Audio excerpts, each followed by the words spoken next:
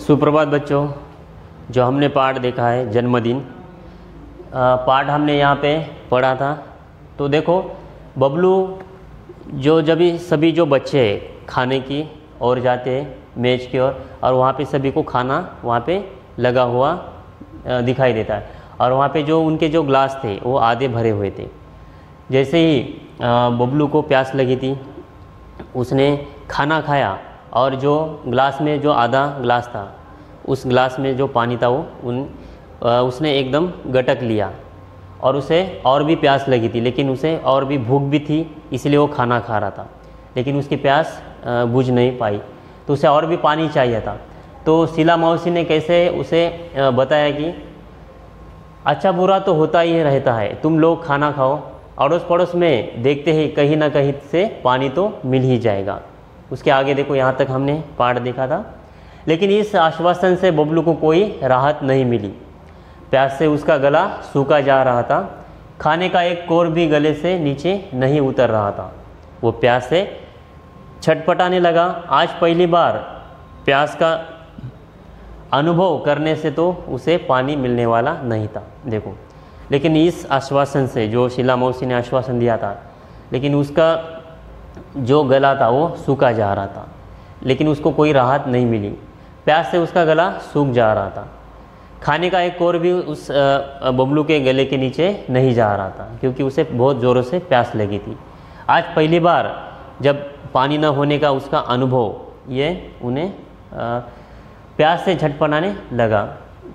आज पहली बार उसका जो प्यास का अनुभव करने से तो उसे पानी नहीं मिलने वाला था। देखो कैसे आज उसे परेशानी हुई, जो पानी का महत्व उसे आज पता चला। जैसे आज पानी को तो बबलू से अपनी बर्बादी का जी भरकर बदला जो लेना था, अब तो बबलू क्या तमाम बच्चों का धैर्य जवाब देने लगा था। जैसे जैसे देखो पानी को तो बबलू से अपनी जो बर्बादी का जो बदला था वो आज उससे हो गया, यानी जो पानी ने उसका बदला ले लिया। अब तो बबलू का क्या, जो तमाम बच्चे थे वहाँ पे जन्मदिन पर आए थे, सभी बच्चों का धैर्य जवाब देने लगा था और उन सभी बच्चों को बहुत प्यास लगी थी। तभी एक चमत्कार हो गया। अचानक बिजली आ गई, कूलर पंखे चलने लगे, कमरा बिजली की रोशनी से जगमगा उठा। सभी बच्चे खुशी से चिल्ला उठे और अचानक चमत्कार हो गया और अचानक बिजली आ गई और कूलर पंखे घर में जो थे वो चलने लगे और कमरा बिजली की रोशनी से जगमगा उठ गया। सभी बच्चे खुशी से चिल्लाने लगे कि जो बिजली के कारण कूलर पंखे और जो लाइट है घर में सभी चलने लगे और बच्चे खुशी से चिल्ला उठे।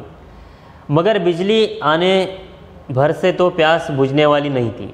अंकल को भी अचानक कुछ याद हो गया। अरे बच्चों, मैं तो भूल ही गया था कि बड़े वाले पानी के कूलर में पानी भरा हुआ है। जो बड़े वाले कूलर में पानी भरा हुआ है मुझे याद भी नहीं। तो उन्होंने उन्हें बताया। अगले ही पल में वहाँ का दृश्य बदल गया। जो कमरा था वो ठंडी हवा से भर उठा। जो कूलर लगाया उसमें पानी था और अंकल को बाद में याद आया और वो जो कमरा था पूरा ठंडी हवा से भर गया। बच्चे बड़े सब ठंडे पानी के साथ चटपटे भोजन का स्वाद लेने लगे। तो देखो इस ठंडी हवा से और जब बच्चों को पानी भी मिल गया तो इस पानी के साथ चटपटे भोजन का स्वाद लेने लगे। बबलू की तो बाँचें खिल उठी, यानी उसे बहुत खुशी हो गई। चलने से पहले शीला मौसी और माँ एक दूसरे को देखकर कुछ मुस्कुराए। इस मुस्कुराहट के पीछे छिपा रहस्य बबलू समझ नहीं पाया। अब देखो, जब पानी और इस कमरे में ठंडी हवा, इसके कारण सभी बच्चे खुशी से खाना खा रहे थे और जब पूरा उनका खाना हो गया इस सभी से, यानी बबलू की तो बाँचें खिल उठी और उसे तो बहुत आनंद हुआ और उसे अच्छा लगा। और चलने से पहले शीला मौसी और माँ एक दूसरे की ओर देखकर मुस्कुराए और इस मुस्कुराहट के पीछे रहस्य क्या था इस बबलू को समझ में नहीं आया। आगे देखो। घर पहुंचने पर माँ को बबलू की किसी सोच में डूबा दिखाई पड़ा।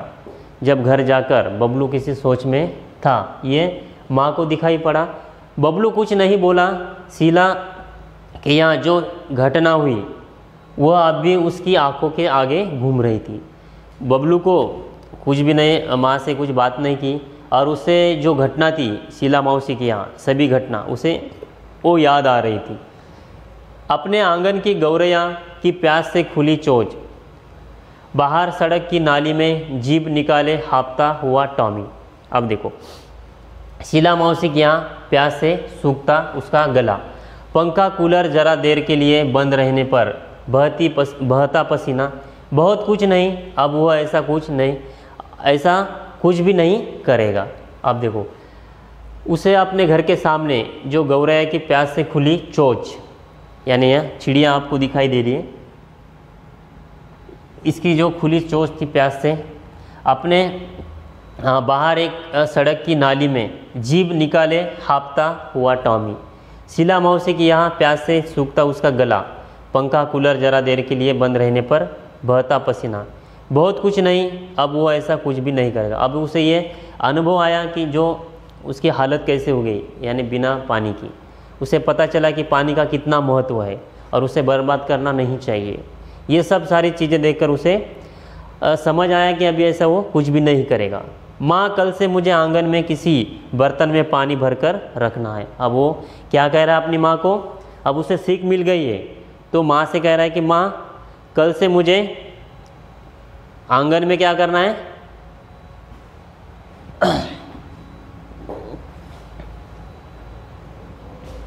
बर्तन में पानी भरकर रखना है। और माँ हंसकर बोली, तेरे कारण पानी बर्बाद होने से बचे तब न रखे। तो माँ ने क्या कहा, तू इतना पानी बर्बाद करता है, हम पानी कहाँ से रखें बर्तन में। माँ, अब पानी की एक बूंद भी बर्बाद नहीं होगी। उसने माँ को क्या कहा कि माँ, अब पानी की एक बूंद भी बर्बाद नहीं होगी। बबलू आत्मविश्वास भरकर बोला। मगर बबलू कभी यह नहीं जान पाया कि शीला मौसी के यहाँ जन्मदिन की जो पार्टी में जो कुछ हुआ वह एक नाटक मात्र था। लेकिन इसे बबलू को पता चला कि ये एक नाटक था नहीं, लेकिन इस बात को उसे पता नहीं चला कि ये एक नाटक किया था उन्होंने, माँ और मौसी ने, लेकिन उसे कोई खबर नहीं थी। उसे सब सिखाने के लिए, यानी उसे सबक सिखाने के लिए माँ ने चलने से पहले शीला मौसी को फ़ोन पर बबलू की इस आदत के बारे में बता दिया था, जो बबलू घर में कैसे पानी बिजली बर्बाद करता था। और ये सब जो है शीला मौसी को ये बबलू की हरकत बताई थी। इसीलिए शीला मौसी ने और माँ ने मिलकर एक नाटक यहाँ पे किया था, उसे सबक सिखाने के लिए। शीला मौसी ने भी कुछ करने का भरोसा दिया था। उन्होंने यही नाटक किया जो कि पूरी तरह कामयाब रहा। अब देखो, शीला मौसी ने भी भरोसा दिया कि हम बबलू को सबक सिखाएंगे, यानी उसे समझ देंगे, यानी पानी का महत्व कैसे होता है, बिजली का महत्व उसे सिखाएंगे। और ये जो नाटक था ये कामयाब रह गया। अब तो बबलू खुद भी अपने दोस्तों को समझाता है कि पानी और बिजली अनमोल है, इन्हें भविष्य के लिए बचा कर रखो। अब देखो, बबलू को समझ में आया कि पानी और बिजली कैसे अनमोल है और इन्हें हमें संभाल कर रखना चाहिए, और उसका उपयोग जब भी है तभी करना चाहिए और सोच समझ कर करना चाहिए। तो देखो बच्चों, आज हमने जो पाठ देखा है जन्मदिन, इस पाठ के जो माध्यम से हमें क्या सीख मिलती है कि जो अनमोल जो चीज़ें होती है, पानी, बिजली, पैसा, इन सभी को हमें कैसे संभाल कर उसको जब चाहे उसका उपयोग करना चाहिए, जब ज़रूरत पड़े तभी उसका उपयोग करना चाहिए। तो ऐसे हमने इस पाठ से आज सीख ली जो बबलू कैसे पानी और बिजली बर्बाद करता था, और उससे सबक सिखाने के लिए उसकी माँ ने और मौसी ने कैसे एक नाटक किया, और उस नाटक में सभी कामयाब हो गए, और बबलू को जो सीख दिलानी थी वो उसे सीख मिल गई। तो ऐसे भी हमें पानी और बिजली जो होती है उसे संभाल कर उसका उपयोग करना चाहिए। तो इस पाठ को एक बार फिर से पढ़िए, इस पर जो स्वाध्याय मैं आपको अगले वीडियो में दे दूँगा, ठीक है। ओके।